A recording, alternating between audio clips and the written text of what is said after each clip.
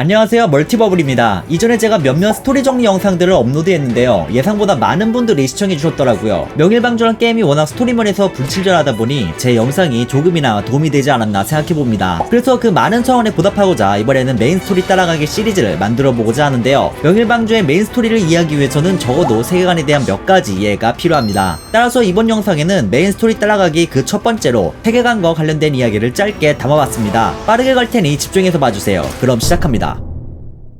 명일방주의 세계관은 이곳 테라 행성에서 이루어집니다. 테라에서는 수인족, 천사족, 마족 등 수많은 인종의 사람들이 자신들만의 국가를 만들어 살아가고 있는데요, 이들이 서로 얽히고 설키는 과정 속에서 테라의 지도는 수시로 바뀌어왔습니다. 하지만 갈등은 국가 간의 세력 싸움에만 국한된 것은 아니었지요. 그보다 한참 앞선 문명의 탄생과 함께 생겨난 갈등이 있었는데 바로 감염자, 비감염자의 갈등이 그것입니다. 이를 알아보기 전에 한 가지 개념을 먼저 짚고 넘어가겠습니다. 테라에는 단순 자연재해를 넘어 재앙이라고까지 불리는 재해가 있는데요, 명칭은 오리지늄 재앙. 테라 전역에는 자연이 생겨나는 오리지눔이라는 광물이 있는데요, 이것들은 시간의 흐름에 따라 스스로 자연 파열되며 그 입자는 하늘로 날아 구름을 형성하고 결국 운석이 되어 떨어집니다. 그리고 그 떨어지는 오리지눔 잔재는 또다시 자연 파열되고 구름을 형성하는 등 악순환이 계속 반복되는 것이지요. 이러한 천재지변 속에서 인류의 존속은 재앙으로부터의 회피에서 출발하게 되었으며 그 일환 중 하나로 인류는 거대한 이동장치 위에 도시를 짓게 됩니다. 이로써 테라의 모든 도시들은 각각 자신들의 영토 안에서 오리지눔 재앙을 피해 다니며 끊임없이 이동하고 있는 실정입니다.